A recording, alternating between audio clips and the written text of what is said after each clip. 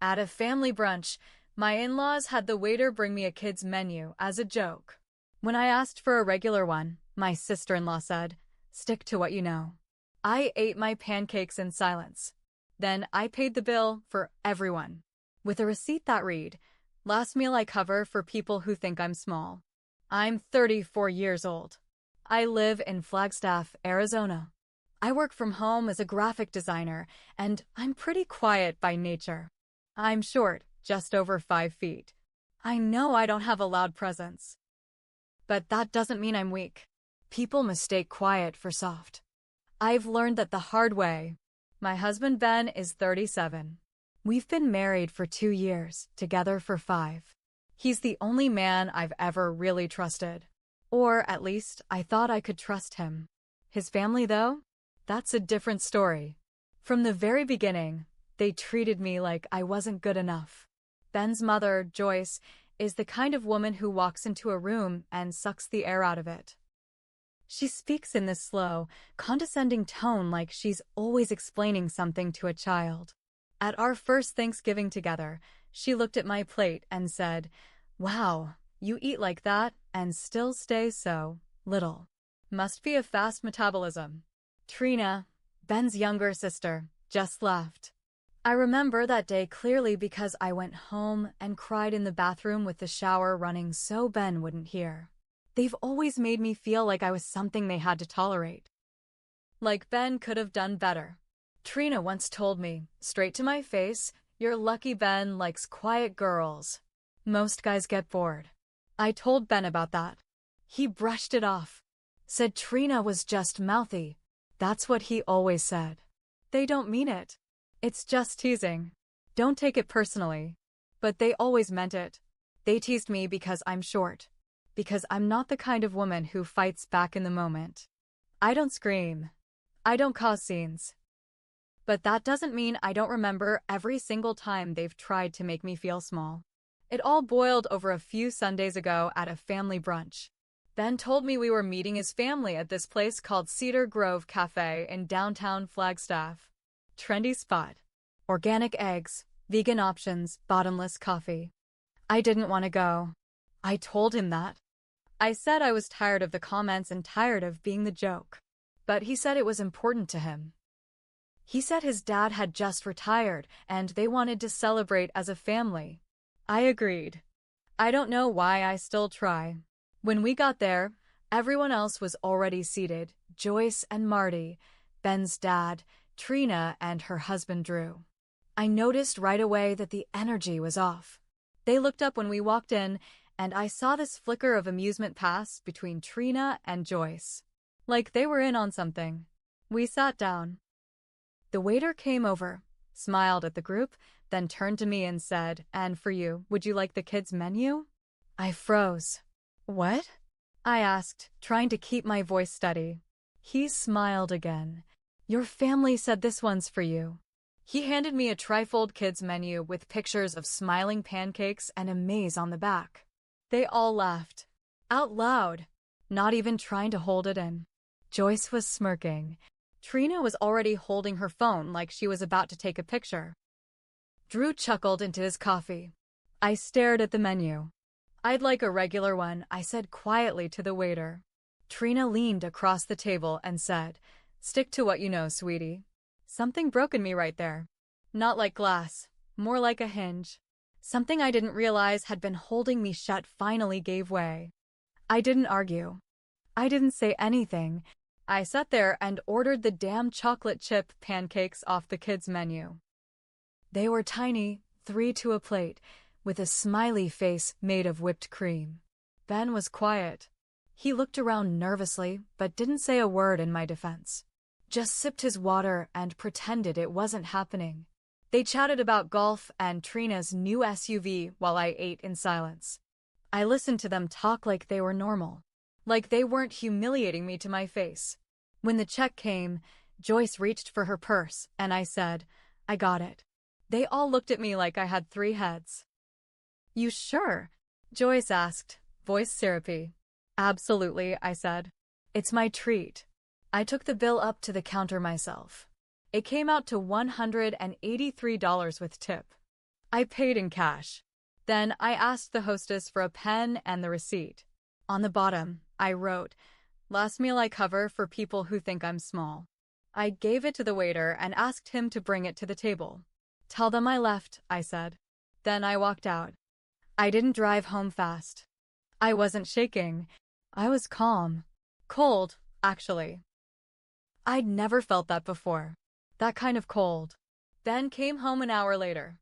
He was pissed. Said I embarrassed him. Said I made them look bad. I just looked at him and said, "So you do know how that feels." He slept on the couch that night. I haven't spoken to his mother or sister since. But this isn't over. This was just the first cut. They think I'm small? Let's see how they handle the size of what's coming next. After that brunch, I didn't talk to Ben's family for 2 weeks. No calls. No texts. Nothing. I needed space, and I made it clear to Ben I wasn't going to pretend anymore. He kept saying things like, "They were just joking," and "You're taking this too seriously." That told me everything I needed to know. He wasn't on my side. I started pulling back. From him. From everything. But here's the thing. I don't do revenge in a loud, messy way. I do it slow. Precise. I make it stick. It started with Trina. I used to help her with her Etsy shop. She sells custom tumblers and baby clothes with dumb slogans like "Boss Baby" and "Sassy Pants." Her designs were trash, but I helped clean them up, gave her better fonts, better images, even made her a new logo last fall. She never paid me. Not once. Said we were family. So I logged into the shared Canva account I'd set up for her and deleted every design I'd made. Then I changed the password and sent her a text. "You'll need to figure it out on your own now, since you think I'm only good for the kids menu." She called me 5 minutes later. I didn't pick up. Then it was Joyce. Joyce has this garden club she brags about constantly. She's president.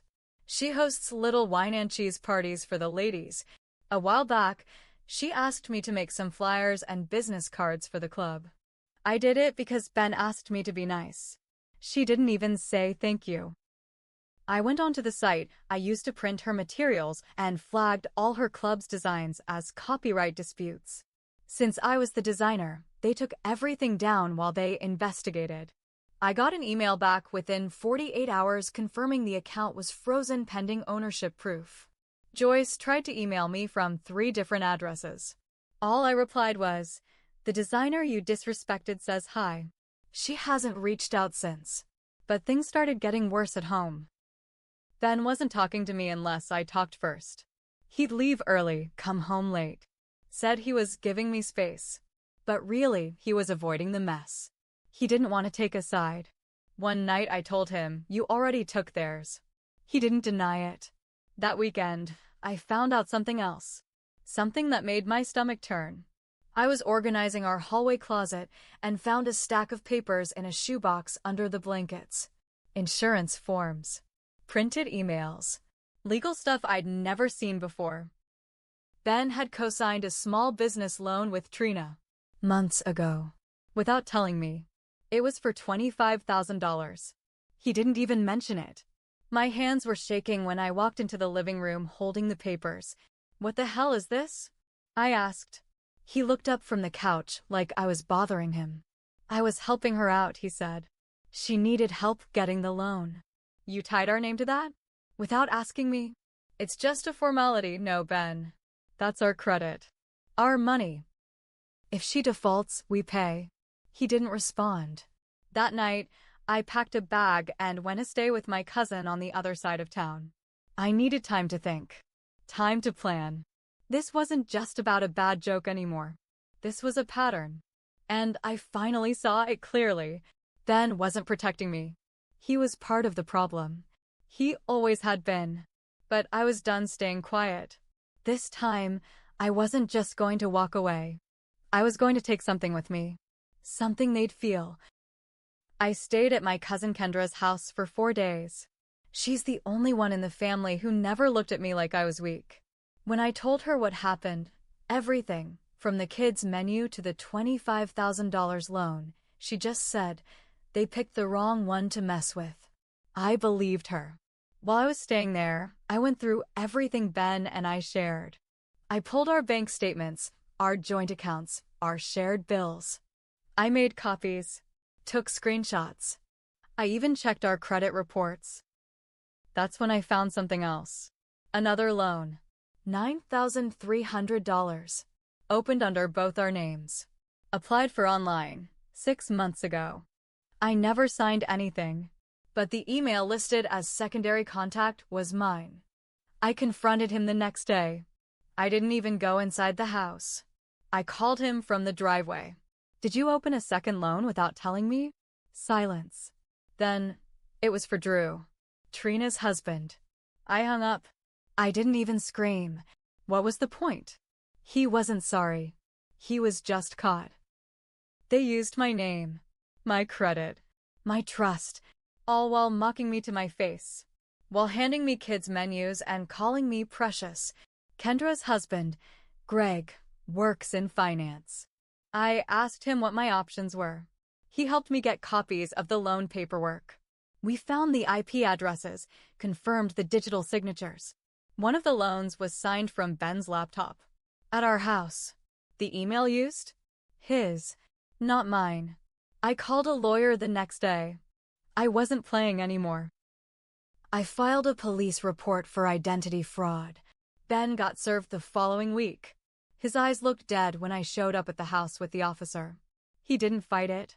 He just stood there while they handed him the paperwork. Are you serious? He asked. Dead serious, I said. He asked if we could talk. I told him we'd talk in court. Joyce tried to call me. Left a voicemail crying. Trina messaged me on Facebook, called me evil. Said I was ruining her life. I didn't respond. But I wasn't done yet. I called the bank and froze all joint accounts. Then I took my name off every bill I could. Utilities, credit cards, everything. I left Ben with the full weight of the house, mortgage and all. And I knew they'd come crawling. But I had one more card to play. Remember the brunch? That receipt I left? I still had a copy. I posted it on Facebook, along with a photo of the kids' menu and one sentence. Just a reminder, sometimes the quiet ones are the ones you shouldn't push. The post blew up. People we knew, friends of theirs, started commenting, asking questions, calling out the pettiness. Joyce deleted her account within 24 hours. Trina posted a long, dramatic rant about family betrayal and fake people, but no one took her side. She shut down her Etsy store 3 days later. Ben finally texted me, "Was this your plan the whole time?" I replied, "No, but maybe it should have been." Now the whole town knows. Their friends know. Their coworkers. Their golf club. Everyone. They tried to make me feel small. Now they're the ones shrinking in public. And I haven't even finished. After the Facebook post went viral around our town, things changed fast. Ben lost his job 2 weeks later. His company said they were reviewing financial conduct. I didn't even know they had a morality clause. But once they heard about the fraud report and saw the screenshots I'd collected, some of which I'd sent privately to HR, they quietly let him go. Joyce called my cousin's house. Kendra picked up. "You people are disgusting," Joyce said. Kendra laughed. "And you're done." She hung up on her. I'd be lying if I said I didn't enjoy watching their little empire crack. But the real win? That came during the legal process. Ben thought he'd be able to talk his way out of the fraud charges. Thought I'd drop them eventually. But I didn't. My lawyer got the digital evidence lined up. IP addresses, timestamps, and even the fact that the email used had a password saved in his browser. It was clear he forged my name. Twice. His lawyer pushed for a deal. Lesser charges, no jail time, just a record and a big fine. I agreed, but only on the condition that he signed over his stake in our house. Fully. No buyout. No negotiation. He hesitated. Until I said, "Then I'll take this to trial and let your mom watch you explain identity fraud to a judge." He signed. The house was mine. He moved back in with his parents. The same parents who'd once laughed while I ate pancakes shaped like a bear. Now they were eating humble pie. Cold. Every day. Trina ended up defaulting on her business loan. She tried to crowdfund the payments, but it didn't work. People remembered the Facebook post. They remembered the tone, the receipts. No one gave her a dime. I heard from someone in town that Drew took a job out of state. Left her with a mess. She had to sell her SUV. Joy stepped down from her garden club due to personal issues. I heard she drinks more now.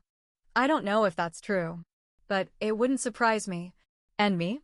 I made mistakes too. I let things slide for too long. I let people walk on me because I thought staying quiet meant staying strong. But I learned, being quiet isn't strength. Being quiet is waiting. And now that I'm done waiting, they finally see me. Not small, not soft, not precious, but powerful and free.